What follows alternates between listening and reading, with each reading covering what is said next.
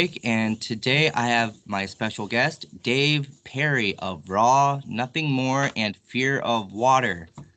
All right, nice to meet you, man. Woo! Thanks for coming on the show. Good to meet you. Thank you for being flexible. I've been doing interviews all day with like podcasters, radio show hosts, and uh, music journalists, and had someone cancel. And you and I have been chatting online about a future episode, and I was able to be like, "Hey, what are you doing right now?" So I'm glad that you were able to hop on, and here we are. Oh yeah, man. I pretty much live on my computer these days. It seems like if I'm not out photographing some band or interviewing somebody, I'm at my computer. It's the Sure. constant editing and whatnot. I mean, you know that you do a Yeah, for podcast sure. yourself, right? So What's the last show that you shot? I just worked with Vinny Langdon from the Vinny Langdon Show. Nice. He used to have his own show. He started working the Warp Tour in 2008, and we just kind of talked about that. Guy had done over 2,000 interviews. He is an award-winning film director, so that was kind of cool to meet someone who used to hang out with all of the bands that I grew up with as like a Yeah, teen. totally. Law Yeah, Dispute and My Chemical Romance, Fallen in Reverse when they were young.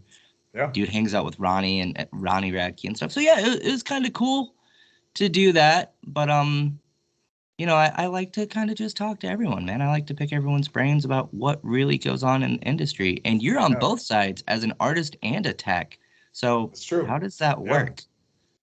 I would say being flexible and not like focus and determination will serve any aspiring, just anyone who wants to like be a part of the music industry professionally would benefit substantially from dedication and persistence and rolling with the punches. That being said, there's also a lot to benefit from not, as romantic as it sounds, you're probably going to shoot yourself in the foot if you're like, this is my fucking path and this is how it has to go. And if life throws me curveballs, I need to resist that in an effort to stay on this preordained path that I was like meant to do or whatever. If that exists, it doesn't exist for me, and it has served me well to go with the flow and like say yes to opportunities as they arise. I had not done any kind of teching before. I mean, I'm a lifelong multi-instrumentalist. I've done plenty of tours performing, but I'd never teched before. And a good buddy of mine who was the long-standing drum tech for Nothing More had opportunities to do bus driving, which this might sound odd to people who aren't familiar with the back end of music, but right now the economics of basically everyone who didn't get to tour during quarantine and subsequent months or even a year, everyone is touring at the same time. So there is the tour buses, like quality tour buses that bands want to spend tens of thousands of dollars on and spend months on. Like there is a short supply of that, and there's even less people to drive them. So their compensation has really increased compared to what it would normally be in other time periods of the music industry. So, anyways, my buddy, drum tech for Nothing More, got this opportunity, huge pay upgrade, different schedule, and he was getting married, and like he wanted someone to take his place, but Nothing More takes their crew really seriously. Like it's a very set thing of people who have been vetted, and it's a family, and they do every tour together. Other bands are just like, hey man, if you're experienced and you're not a dick, like come on out. But I totally understand. Like if I had the luxury of deciding, I would rather have a crew, because you coexist with these people. Like they are a part of your family, and they're an integral part of making your music and your vision for a live show. Like it really relies on them. A good crew is essential to having a good show, especially with a band that is more technically integrated in terms of if you have backtracks, if your lighting is directly integrated with the run of show, anything like that, which Nothing More very much so is the case. And so anyways, my first tech gig was big shoes to fill. Ben, their drummer, is a phenomenal musician, has a enormous drum set with a lot of different like trigger pads and technical integration, and he also runs playback kind of from his trigger pad. And then so basically it was drum tech and all playback was my responsibility on this. It was like fucking 53 shows with In This Moment and Sleep Token, actually. And Sleep Token has absolutely exploded since then. And what was interesting is that like I just a little aside, like I knew Sleep Token's music from Sundowning and This Place Will Become Your Tomb before going on tour with them. And for some reason, I had managed to avoid any sort of. I'd never seen interviews or like follow them on social, whatever. So their anonymity was, I was not aware of that until a week before the tour started. And I shared a tour bus with them for over 2 months. And I was like, I swear to God, if I get on a tour bus and these dudes are like in their masks and I have to sign an NDA, like if I have to coexist with people who like can't be known, I thought it was gonna be a fucking nightmare, and they ended up being the sweetest guys and no ego and super like truly talented musicians. And it's been a real treat to see them become like one of the biggest bands in the world. Not even 2 years later. So, but yeah. Anyways, I'm a huge fan of Nothing More. I think anyone who does anything in life that they're passionate about would benefit from knowing all aspects of like how the sausage is made, so to speak. So even though I have absolutely no aspirations of being a professional drum tech or doing that on a regular basis, like it absolutely made me a better, well-rounded musician and an empathetic person as well, just to understand. Because like, again, with my aspirations, one day I hope to be in a position where I have a regular drum tech, and like it's serious fucking work and a lot of trust goes in it too as well, and experience and education. So like while it was not an easy tour, I'm incredibly grateful for that experience. I made a lot of great friends doing it. It helped me better understand the industry that I want to become a big part of. Yeah, so it was a great experience for sure. That sounds awesome. I had a guy who he worked with Nothing More momentarily. He's a photographer, goes by the name Awesome. of Dante Delamore. Love that Cool. guy. And I caught Nothing More on the festival circuit a couple years ago with the Danny Wimmer circuit and whatnot. Oh yeah. And so like Which one? they were it was Louder Than Life. Oh Louder yeah. Than Life, and I can't remember, were they at Welcome to Rockville? I do know for sure I saw them at Louder Than Life because I was Cool. hanging back in the artist area, Yeah. and everyone was doing photos with the van and the like 70s hippie van and everything next to where you got your drinks. So you do Fear of Water and you drum with the band Raw, who I've followed since like 2005, 2006. Correct. So, and I know you Yeah. guys are touring soon, really soon. You guys are supposed to be in like Battle Creek here in a couple weeks, and then the Machine Shop and all that. So are you getting nervous with that? Because you're getting hit from both sides. You have your newest singles that just came out with Fear of Water, and then you're going on this, tour with Raw as well. So does that ever become stressful to you, or is it just? Sure.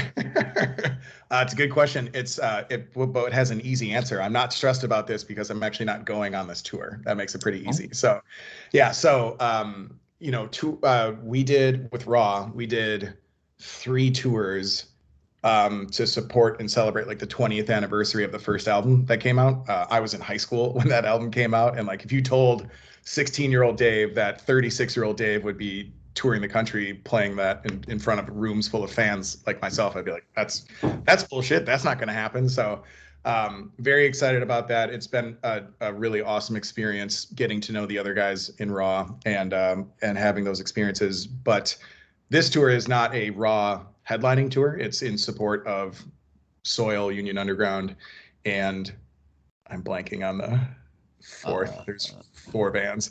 It'll come to me randomly. But so it's a shorter support set for Raw. So Sahaj is actually doing this like solo. So it'll be like I haven't seen exactly how it's being executed yet, but it's essentially going to be like him singing, playing guitar, but having like backtracks to support him. And it's going to be an abbreviated set, like 4 or like maybe 5 or 6 songs. I can't speak to that with specificity. I'll be at the first show of the tour because it's like in my backyard. I'm in Austin and it's in San Antonio. So love Raw, literal like lifelong fan of that band, and I will be on future tours, but understandably just for like financial and logistic reasons and everything, Sahaj is doing this tour solo, and I have no doubt that it will sound phenomenal. Well, I mean, in this day and age, it's so expensive to do a tour, man. You know, gas and merch and just food, like Yep, everything with everything. the increase is just insane. You Yep. know, and so I get that. Um, you are as you said earlier, multi instrumentalist. You did Fear of Water, and you've done a couple songs with a few well known artists. Sure. What really got you into what gave you the inspiration to make Fear of Water? I know that's a question you get all the time, but Yeah, it's variations of it. So, and it's something I'm happy to talk about. Like, I, to be totally honest, like what I'm doing is very, I want to phrase this correctly. I'm doing this for me. Like, this is, I create music as I would think a lot of artists create art, is that it is for, it's for my self enjoyment. It's for my own catharsis. It's how I process, emotionally taxing moments in my life, and everything else that comes from in addition to that is icing on the cake, as I say. Like, if other people hear the music and they connect to it on whatever frequency because it sounds like another band that they like, or the contents of the song is something they can relate to, or it helps them think about a topic differently than they did before, that's amazing. If commercial success comes from what I'm doing, that's amazing. But again, it's not my aim. It's what I create being accessible to both like music fans and musicians alike is certainly in my mind when I'm creating music, but there is definitely a playbook of, if especially in my genre, in this like modern mainstream hard rock, if you want to create music that is accessible to the masses because it checks certain boxes of like what Breaking Benjamin or Bring Me the Horizon or these other bands are doing, like that is easily, I'm not gonna say done easily, but it's easy to identify what those elements are in terms of song structure, melody, instrumentation, thematically, whatever. And there are a lot of bands who played that playbook and they do it very well. It's nothing against them. It is, I think, a conscious choice at a certain point to say, like, we're prioritizing commercial viability over uniqueness. And that's not where I'm at. I think I have the luxury of doing that because this is not, because I'm doing it by myself, mhm. and because there isn't a band, let alone me being like, this is how I like support my family. That can really drive decisions. Like with a lot of bands, this is a tangent, but like when you listen to, I have two random examples of this, but two bands that come to mind, even though I sound nothing like them, are Goo Goo Dolls and Sugar Ray. Now, the average person who was alive in the 90s and maybe even born after then is probably aware of those two artists and is probably aware of like two specific singles for both of them. Both of those bands sounded absolutely nothing like the songs that you are aware of before those songs came out. Sugar Ray was this like kind of sloppy garage rock punk band type thing, and Goo Goo Dolls, the bass player was the lead singer, and again they had this kind of like grungy type aesthetic and sound to them. But then when a band, whether it's like the label pushing for it or they're just like a one-off thing on an album, come out with a song like uh Every Morning, like Sugar Ray had, or Slide, something like that. For when you have a song that doesn't sound like you, but it absolutely fucking explodes, you're at this kind of crossroads of like, okay, what do we want to do now? Like we have cracked the code and figured out if we make music in a certain way, we get a much better response, and we frankly just get paid more and we get more shows, and maybe we even got put on the Tonight Show, or like we got used in an Apple commercial or something like that. And you have to weigh out, like, do we do more of that because it works in a commercial sense and we're literally doing this as a business, or do we just like make as much money as we can off of that one song, or we'll just do one of those songs every album and then do the rest of the other 11 tracks or whatever for us. I don't blame a band for making that decision and leaning into the commercial side of it. You know, some people would call that like selling out, but it's like, again, this is a business. So there's not necessarily something inherently wrong with like selling out. It's just, that's not the position that I'm in right now. So I'm trying to find that sweet spot of like making music that is accessible by, again, by people who know nothing about music and they just like the music that they like, as well as like I am a musician first. So like it's important to me to make music that I think is interesting and unique, and that you could even enjoy it if it didn't have vocals on it. So like that's first and foremost what I'm aiming for.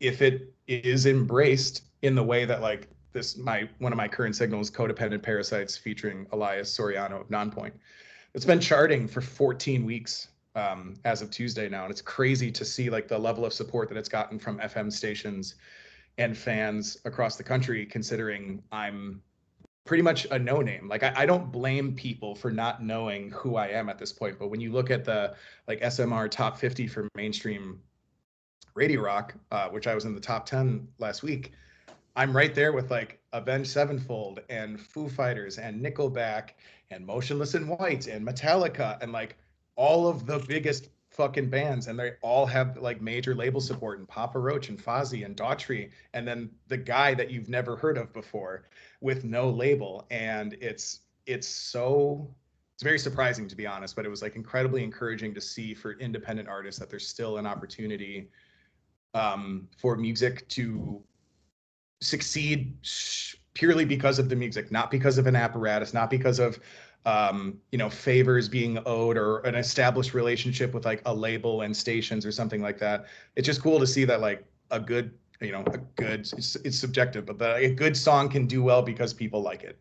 And it's been a real treat to be able to keep doing that. I've made some really great relationships over the years, from working with other bands, from touring both on stage and off stage, through what I do on social media. And I've been fortunate enough to cultivate these relationships that are, the fruit that it's bearing are these featured artists that I have worked with so far, and talks that are currently in the works.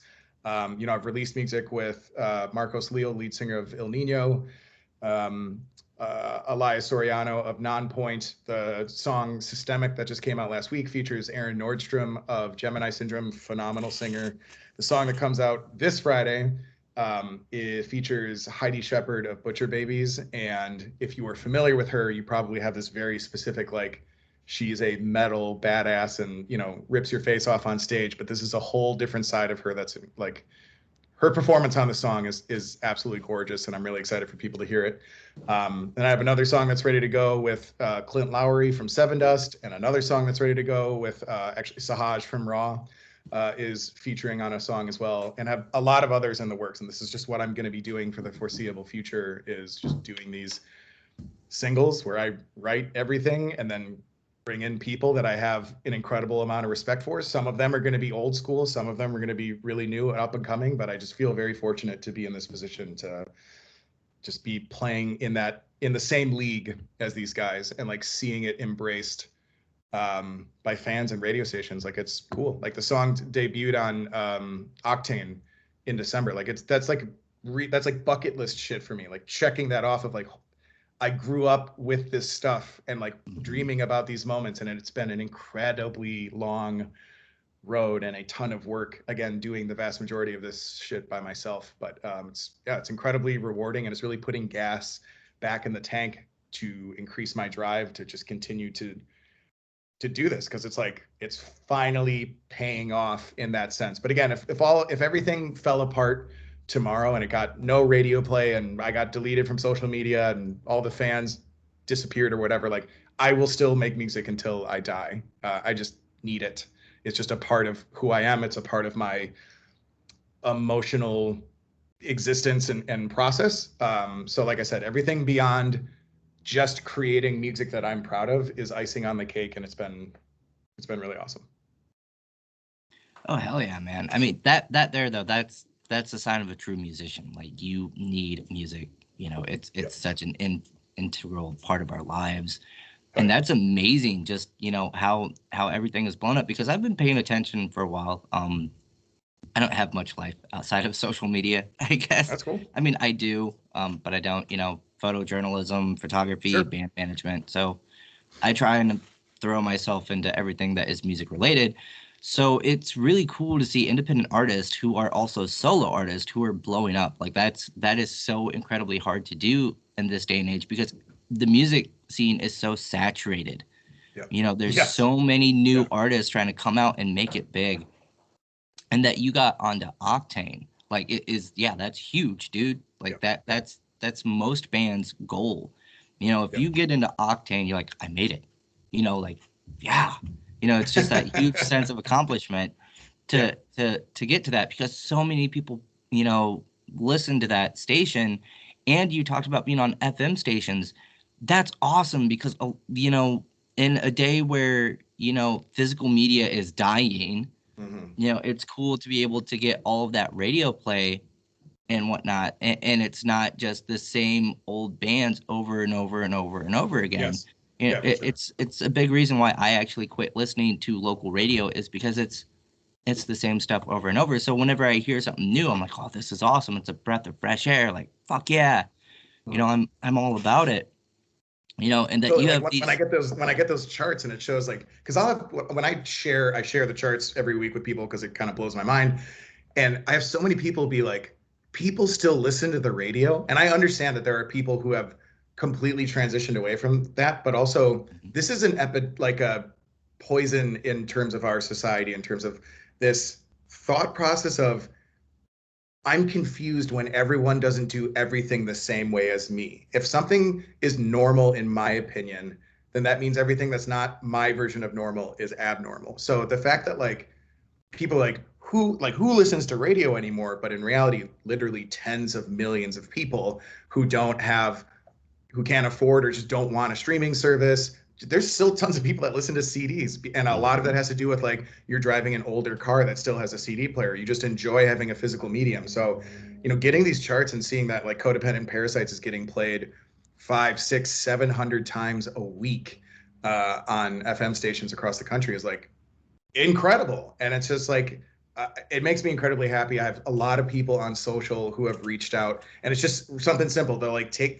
their cell phone and they take a picture of the screen on their dashboard when the song comes up in like Fort Wayne, Indiana, on their local rock station. Like that means a lot to me, and it's because it's really hard to comprehend, especially because I do this by myself and I'm kind of an isolated person and I'm not out there touring. So like I'm not communicating with fans face to face on a regular basis. I don't have a crowd full of people like singing the lyrics back to me. Social media can be kind of a skewed, weird alternate version of reality. I don't put too much stock into, I don't validate myself off of what's happening on social media. I value it as a platform to like distribute music and connect with people, but I don't, it's not real life. So it's important to me to like have this conversation here or to just hear back from fans who are like sharing that little window of their day with me and being like, hey dude, you came on the radio on the station that I listen to, this is my source for new music and you're a part of that. Like that means a lot to me because it meant a lot to me at one point as well when that was my only source of music. So yeah, it's really cool to connect with people in whatever way possible. Satellite radio, podcasts, FM, social media, streaming because of a playlist or the algorithm, whatever. Like it's just I am appreciative of any opportunity to connect with like-minded people and get some new music in their life. I can back that. I agree with that. I think social media has kind of taken away from the human experience. Yeah. Yes. Like I've noticed that a lot of people are like, oh, I'm friends with this person, and I'll be like, but have you ever met this person? Do you really know this person? Yeah. Like I get, people will get really excited when, some star or something will comment on their photo or post or whatever. I'm like, oh my goodness. Which, I mean, it does make you feel kind of good. It's like, I'm noticed. Sure. But at the same time, it could just be part of the algorithm. They just saw it, like, click and just gone, forgotten from mind.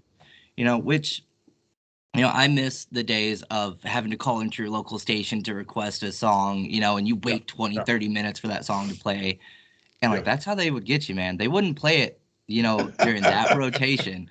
But they would Yeah. keep you there because like, oh, I played that song, or you want like your cell phone to like record it and Yep. so then you could have it as like your ringtone or something. Because I mean, Yep. I'm a '90s kid, like I grew up, with first I had the Walkman, then I had well, yeah, it was the Walkman that I had the Discman. portable, yeah, the Discman, and Yeah. like it just went from there. So I've been on all those, experienced all those mediums, and it's kind of a sad thing,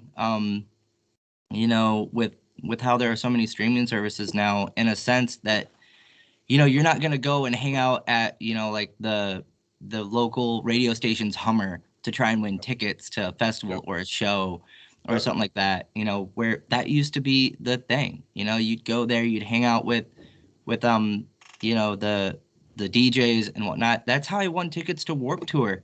Sure. Nobody Yeah. showed up there, man. They're like, oh, we're giving out tickets to Warped Tour. You show up, blah blah blah. I went there and they still had a whole stack, and I was like, bro, like what is going on?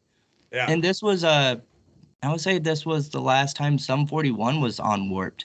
So like it Sure. was, to me it was mind-boggling that they still had this huge stack of tickets. And I'm like, Yep. bro, what?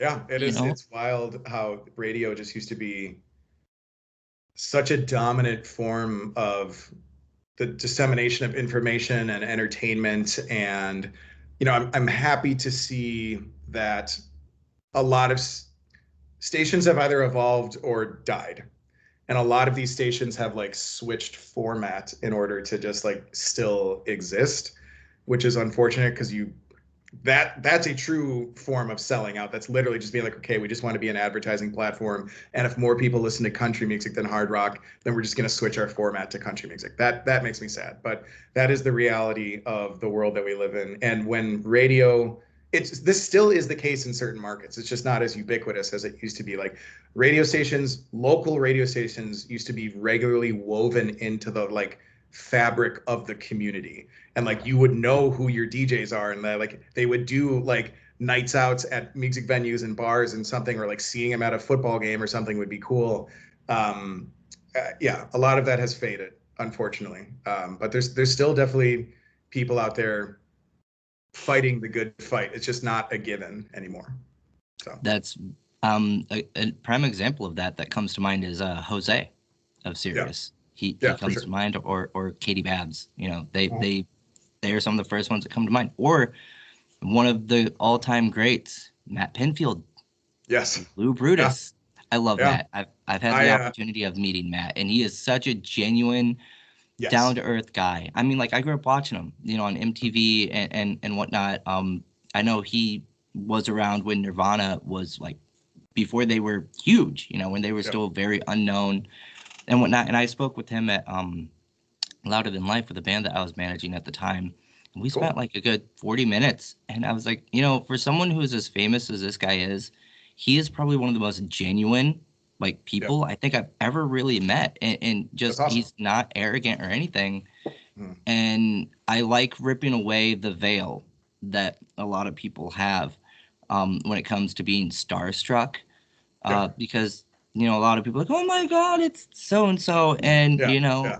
I'm like, at the end of the day, man, they're the same as us. They just want to go relax, hang with their family, see their fans for a little bit, but it gets tiring, Yep. being a mega superstar sometimes, and a lot of people, I get that they love the artist, but they are the same as us, like Yep. sometimes they need their Absolutely. space. They're not trying to be a dick to you.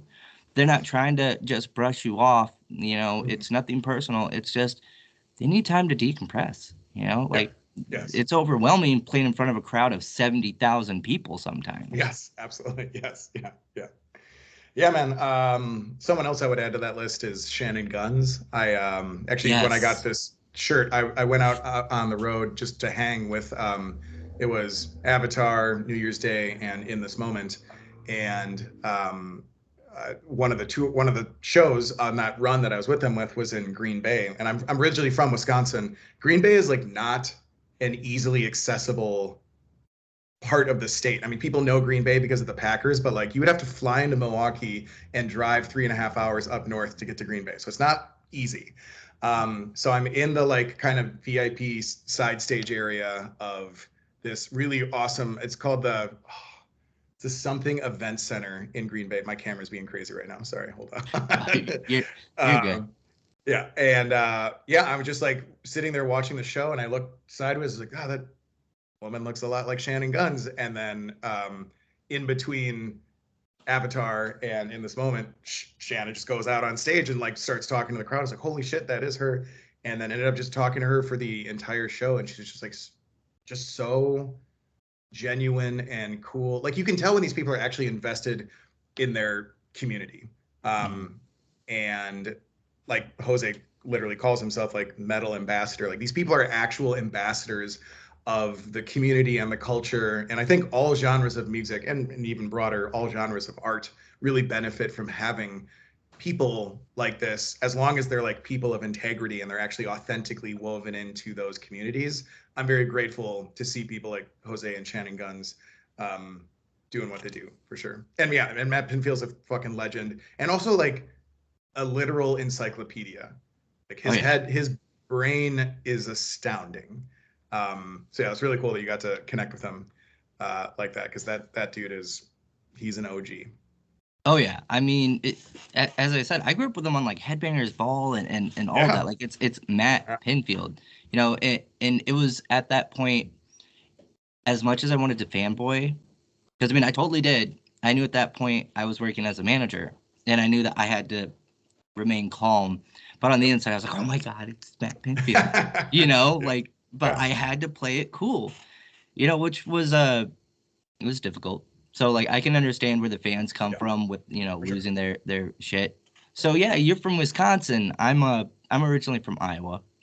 Nice. I'm an Iowa boy, so I know where Green Bay is and the Dells and Milwaukee and by the way, screw your guys' weather. I hate it. It is friggin' freezing. The only thing I like about Wisconsin is the ice fishing. I'm sorry, but you guys have killer ice fishing. You guys do. So but now I live in Michigan. What qualifies good ice fishing? In my experience, ice fishing is a shack on a body of water. You drill a hole, you drop a line, and then fingers crossed and you wait. Or you just say, so it's just like you saying we have like highly stocked lakes and stuff? Okay, I got you. Because there's not a lot of like participation. There's not a lot of like proactive involvement in the way that with like fly fishing is like an incredibly, you're working the rod and picking the reel and everything, picking the fly. Yeah, that's a quintessential Wisconsin experience for sure. Yes, ice fishing is definitely quintessential for being, we call, well, I don't know, anyone from Wisconsin don't hate me, but we from Iowa call y'all Yoopers. Sorry, don't hate on me. I live in Michigan now, so I mean, like, you know, I'm known as a Michigander and stuff, so, you know. Well, I mean, this is contentious because technically you're a Yooper, not us. So the UP is connected to Wisconsin, but it's owned by Michigan. So you have a lot of that like blend of cultures, or even you find those people that like, oh yeah, you watch the Packer game there, eh? Like those type. That is a very Yooper type. Yooper is actually short for like Upper Peninsula person, Yooper. So you get a lot of that kind of throughout Minnesota, Wisconsin, UP, Michigan. So. Oh man, I love the brogues. I love the brogues that come along with everything, you know, because you have the Minnesota brogue, you have the Wisconsin brogue, you have, you know, the Michigan brogue. So it's funny how that all comes together. And so I'm not a Lions fan. But it was cool to kind of see how all the teams from here in the North actually came together at the end of this year for this. It was just, you know, a kind of cool sense of unity. And I've discovered that in the metal scene and hard rock scene, that a lot of people, it's a very accepting musical scene, which, you know, I can show my friends, you know, your music. And I'm like, oh yeah, that shit was badass. Give me more. You know, whereas in some other genres, they're like, I don't fucking care. You know, like I'm not a. Not to sound judgmental, but I think that I think there's certain parts of the country, certain major cities that are like too cool for their own good.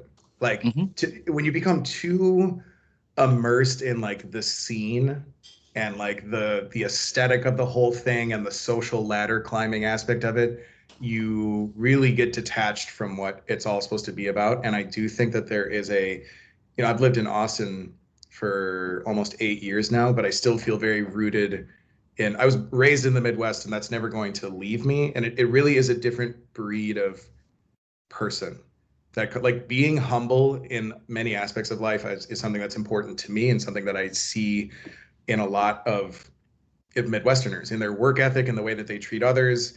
And there's some downfalls to it as well, but like for the most part, like the Midwest pumps out good people. And yeah, I totally agree with you, is that there is that you can get that community aspect of it, even if it doesn't have to be something that's mainstream or cool or massive or something. You can just be like, oh, someone that I likes this, I want to check it out. So yeah, I totally agree with that.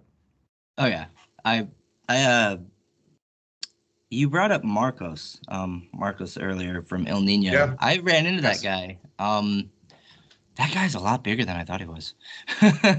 He is a So lot I stockier actually than I thought he was. I actually get that about me as well. And I think because a lot of it is, again, I'm not out there touring, or like when I'm out with Raw, I sit down when I play. But like, so Aaron and I from Gemini Syndrome, so we just came out with a song 2 weeks ago called Systemic.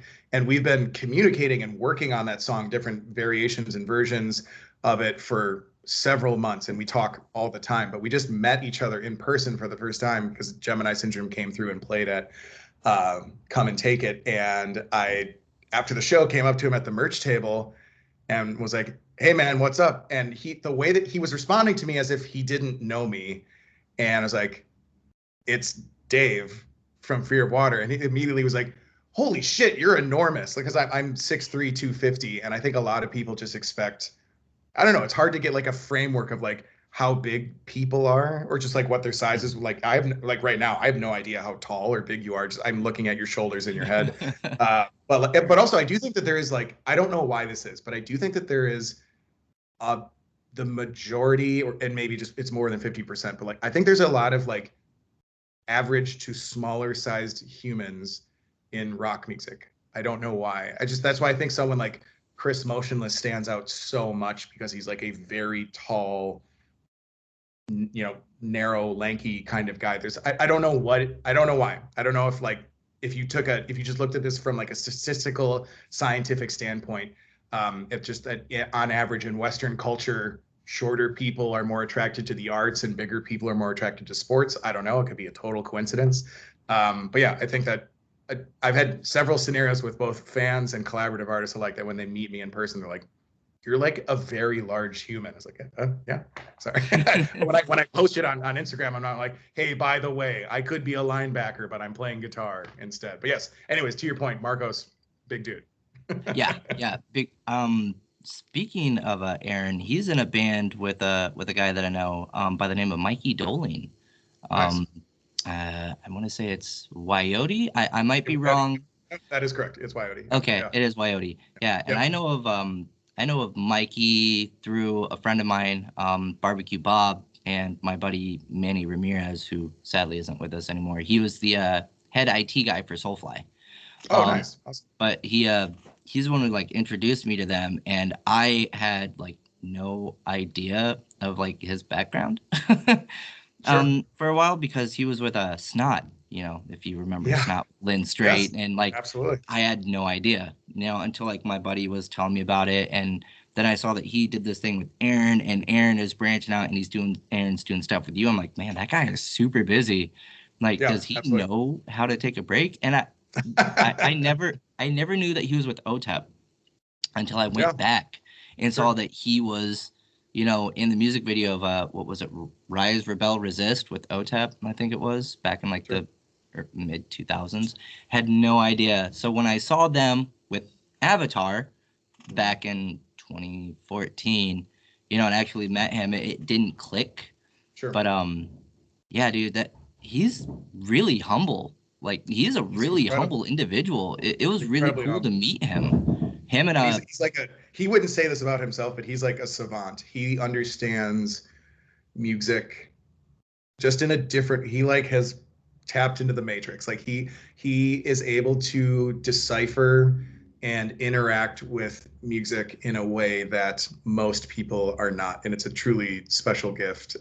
Yeah, he's an incredible musician, really interesting and unique singer, and just an all-around great guy for sure. And it's interesting that like what you were talking about with his how prolific he is. Like you see these dudes who have been on the scene for 20 years and like they kind of like what I was talking about at the beginning of our conversation. They say yes to a lot of the right things. You got to be strategic about your decisions. You only have so much bandwidth, and like certain decisions are objectively bad decisions. But like a lot of people are out there making interesting alliances, and like whether it's a one-off project, it's a super group, it's something like doing Wyote and Gemini Syndrome at the same time, and it just comes down to scheduling. Like it's if you can handle it.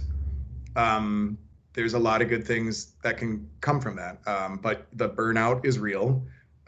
People who struggle with substance abuse tend to really struggle in that kind of scenario.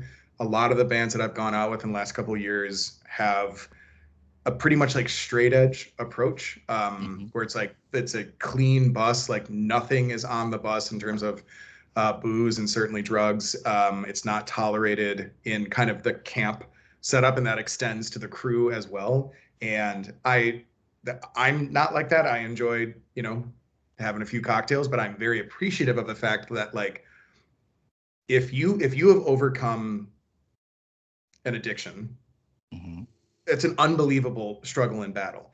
And if the longevity of your success and everyone who depends on that success, your bandmates, the crew, or whatever, means creating an environment that facilitates sobriety, then I'm all for it. And it truly is a team effort. You can't have half the camp like getting fucking blackout if you also have people in recovery in the team. I mean, I suppose you could do that, but it's a recipe for disaster, and it also can be kind of disrespectful. So yeah, so being highly prolific, being a road warrior, especially when it's in like multiple projects that involve touring and recording, I have a lot of respect for it because it's not this like sex, drugs, and rock and roll dream that so many people have deluded themselves into believing because of movies like Almost Famous or The Dirt or whatever. Like it is hard work. It can be very uncomfortable.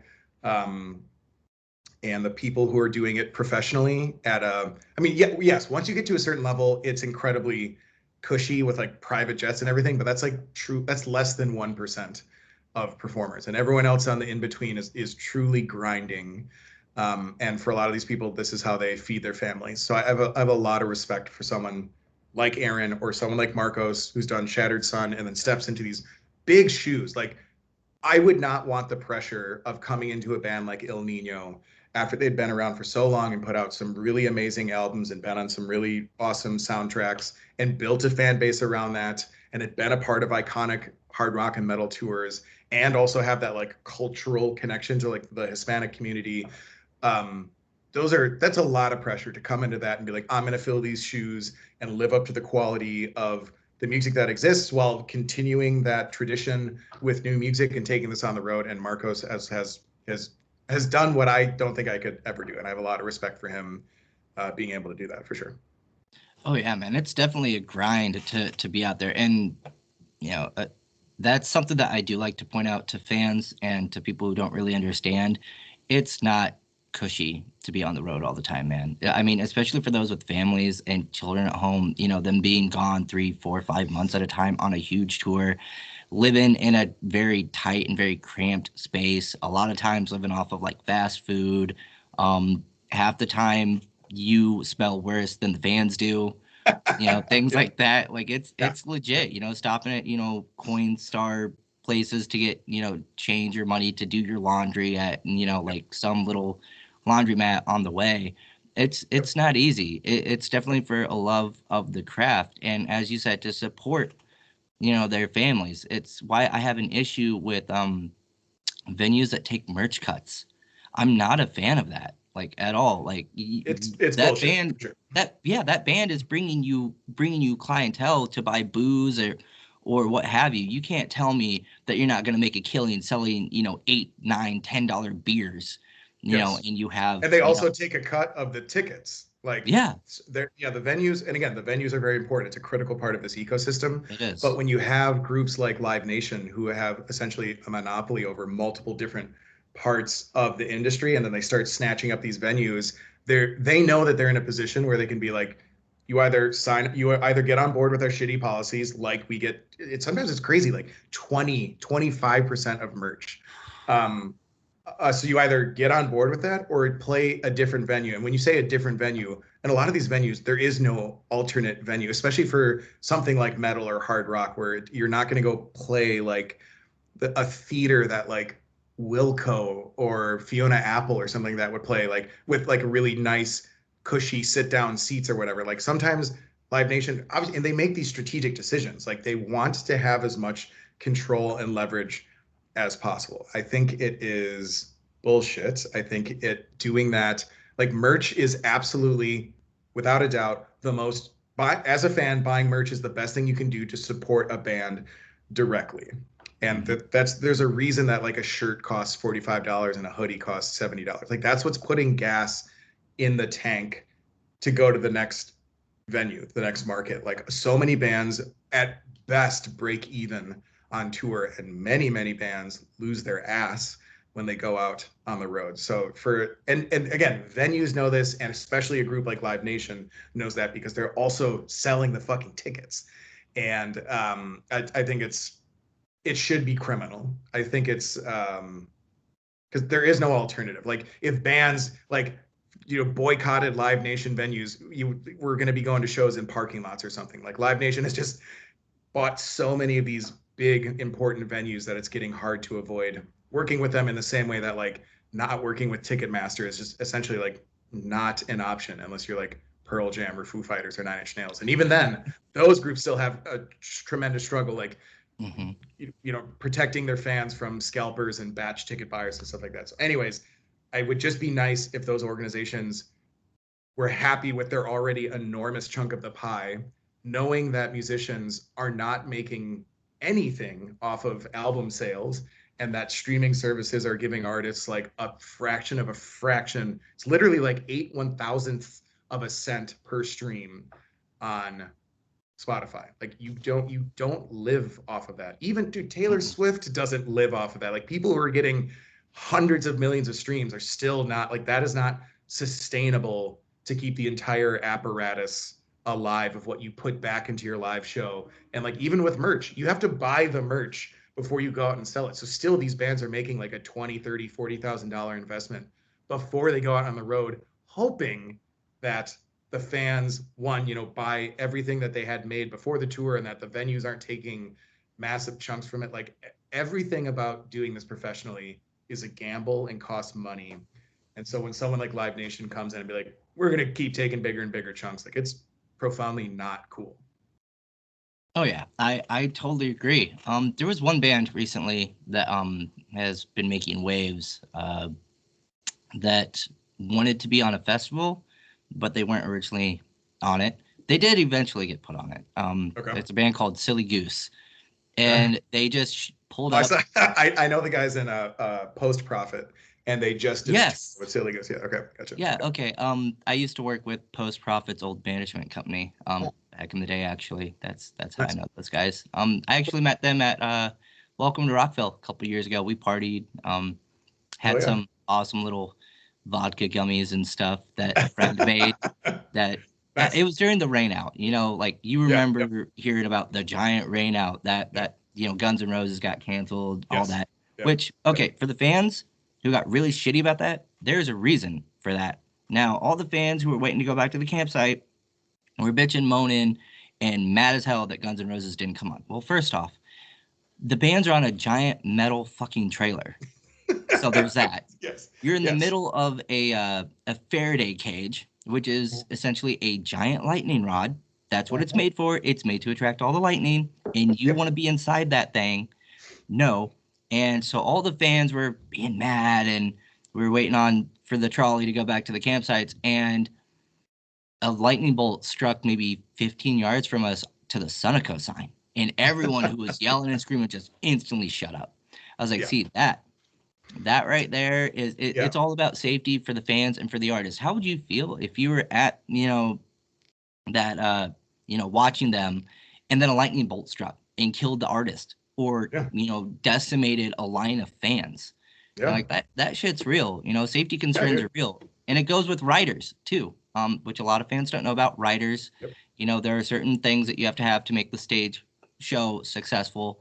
Yep. And most importantly, safety for the fans and for those who are playing.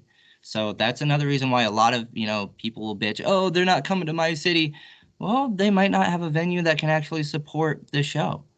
Like that is a Yeah. real thing, Or dude, like people, I'm blanking on the rapper whose festival this is, but Astro World in Houston, like people, fans died last. They were trampled to death, was it and Travis Scott?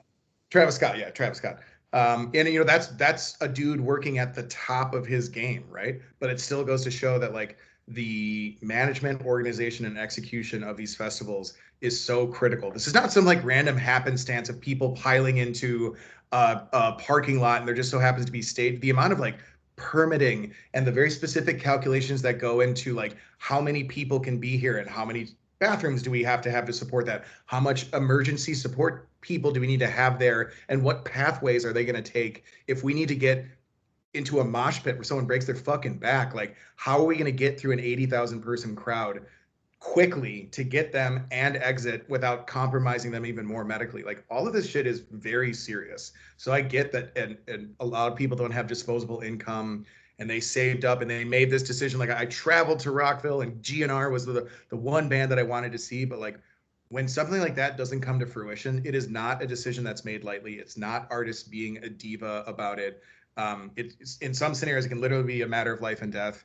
And in a lot of scenarios, it's just common sense, right? So it's exactly what you're saying. And like, but that unfortunately, the average music fan doesn't really have perspective on that. And a lot of it just comes from ignorance, like just not understanding the intricacies of what goes into like the industry as a whole and certainly what it takes to run a festival. But it's a lose-lose, man. It sucks. It's unfortunate, but It is. I mean, and that was the basis for me creating this podcast in general, was to inform the fans and the everyday person of what really goes on behind the scenes to make these things successful.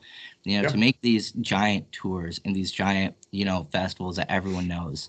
Like I guarantee, if something like this happened at Louder Than Life. Like, I don't know if you just saw the lineup that just dropped, but Slayer got back together for this. So, losing their shit, Slayer, so yeah. But at the same time, a lot of people would be pissed, but how would they feel if one of them got hurt playing in a dangerous situation?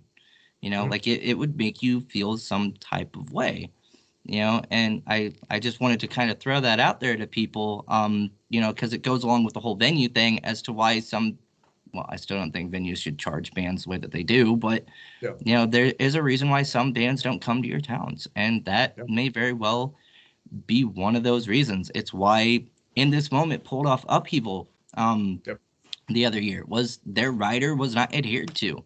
There is a reason that we have riders. There's a reason that we have contract negotiations and months and months and months of planning that go into these things. It's for the enjoyment.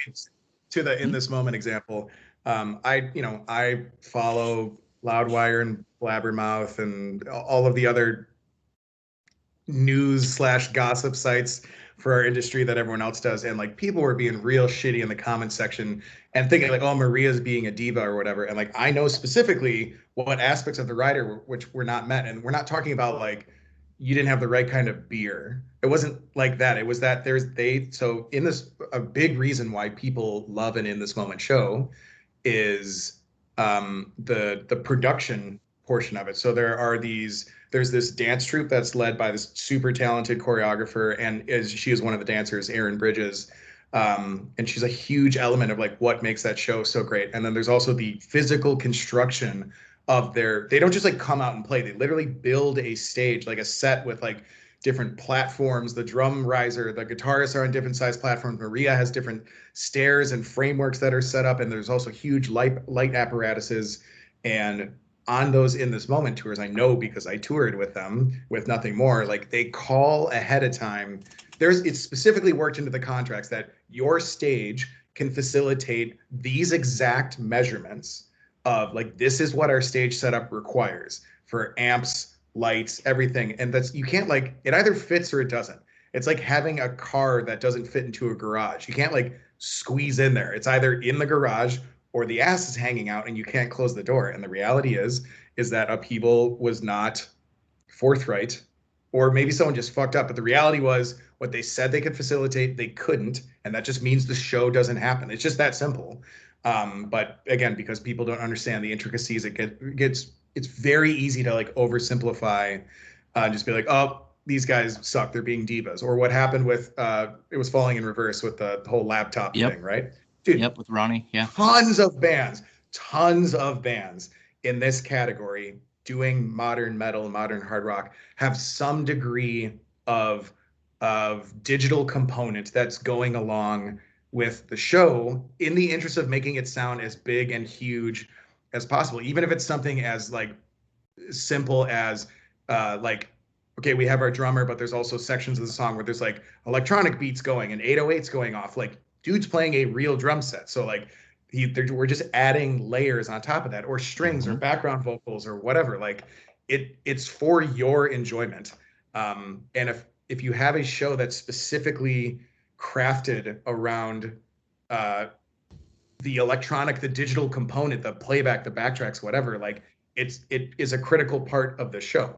So if you don't have the machine that has that information on it, in a lot of ways, it's kind of like a guitarist not having his guitar. Like, you're not going to go out on stage and be like, whatever, we'll just do drums, bass, and singers. Like, no, we need that. So, but again, that got massively oversimplified, and it was like Falling in Reverse is doing karaoke and they suck. It was just like a high profile example of a band needing a laptop, when the reality is that like, I would say 80%, if not more, of touring hard rock and metal bands making music today, because it has such a emphasis on electronic synthesizers, electronic beats or whatever, like they're using laptops or some form of playback like that. So yeah, it's a haters gonna hate, but there's like this lack of nuance in social media where you hear the headline, which is In This Moment cancels Upheaval because of miscommunication. It never really gets into the specifics, and so many people don't even take the time to click through and read the article. They just see their headline. It's like, well, Maria's a diva, fuck them. It's like, actually, it's Upheaval's fault. So yeah, there's a lot more to it than what people really realize. Like I was just listening to The Ballast. Now's the Time, actually. And do fans really think that song would sound the same live if they didn't have a brain? Exactly. Because like that's another thing, the brain, the laptop or what have you, that helps with all of your effects and whatnot. Yeah. It wouldn't sound anywhere the same. And same with Falling in Reverse. I back Ronnie and his decision 100% because Ronnie isn't going to go out there and do a fucking acoustic set. No. No, people paid for the full-on experience. Yes. And unfortunately, some asshat ran off with his laptop. Yeah. Like, I get that, like that's the thing that pisses me off, man. The people who steal gear on the road, like, holy shit. Like, that is just... Dude, at Rocklahoma, we got robbed hard. Like, someone broke into the artist area and robbed, not the trailer, like the bus. Like, they stole our fucking clothes. What the fuck? We were finding this Nothing More. Like, we recovered maybe half of the shit, and it was on like the side of a highway 200 miles outside of where Rocklahoma was. Like, truly, if you're one of those people and you're listening, fuck you, change your life. Like, what a dog shit thing to do to artists who are out on the road trying to make a living and giving you the music that you like. Stealing their gear is terrible. Stealing their fucking clothes, like, what is wrong with you? Unbelievable. So, like, that shit happens all the time, dude. Trailers these are for like legit bands. Like, trailers will get stolen, the whole trailer. Sometimes they'll get broken into, but sometimes people have like an F4 350 and they'll fucking take the band's trailer as they're like parked sleeping somewhere. Like, fuck these people.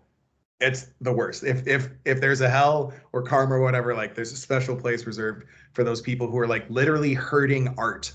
Fuck that, man. I'm so profoundly not cool. Yeah. Well, they're hurting not just the artists, but they're hurting the fans. Like they're Yes, hurting yeah, thousands of absolutely. people. You The know? whole ecosystem. Yes, exactly. Like, yeah, Yeah, it's fucked up, man. It really is. It's really, really fucked up. And I don't understand, why people would want to do that, when they say they love this band, but then they'll run off their fucking guitar. Well, okay, yeah, cool. Now you have this one of a kind guitar, but now Yep. you just fucked up, something for thousands of people, Yep. Yep. it's It's a total lack of empathy. it Well, is. I have my struggles, and my struggles are more important than everyone else's struggles. So I can do the cognitive dissonance geometry to love this band and want more music, but also to help my own suffering. I can rob you because you're a big band and you make a ton of money, whatever. You'll get a new guitar, so I can justify this incredibly selfish decision. Like, I cannot emphasize enough, this shit happens all the time, and it is fucked. Yeah, I read articles about that shit happening all the time. The ones that really get me is I manage a few small bands, like really small bands. Like we only have like a few thousand followers. Yeah. But if someone stole our gear, dude, we wouldn't be able to play shows for like a year or Yeah. longer because like that is everything. Everything right there. And yeah, just because it's a big band doesn't mean you can steal their shit. That guitar may have been made specifically for them and gifted to them by someone who is no longer with us Yeah. or something like that. Like there's sentimental value put Yep. into a lot of things that go on, and Yep. I don't know. It's like stealing Willie Nelson's guitar, dude. Like like Don't do yeah, it. Yeah. Don't do it. Yeah. definitely don't do that. I think you might Yeah. have the whole music industry after your ass if you tried that one. Yeah. Just Yeah. Well, saying. that's what's crazy, dude, is that like, so I see posts about this shit all the time.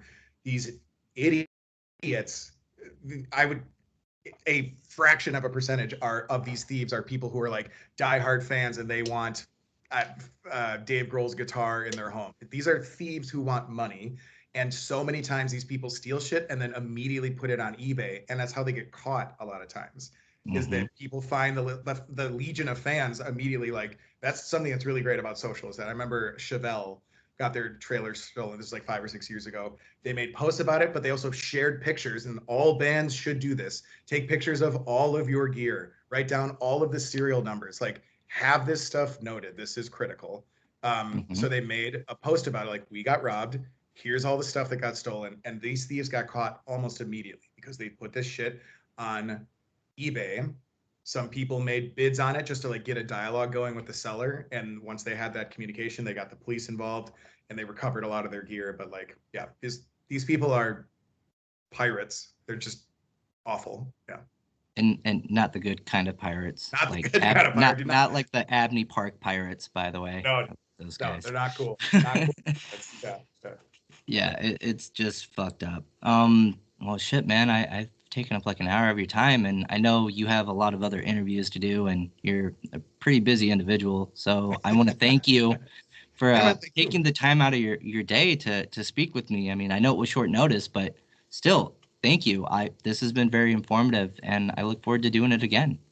Yeah, my pleasure, man. Feel free to reach out at any time. I have a lot of new music coming out in the future with at least people that I personally think are incredibly cool and talented. So, if anyone listening, please connect with Fear of Water on all the major social sites, anywhere you stream and download music.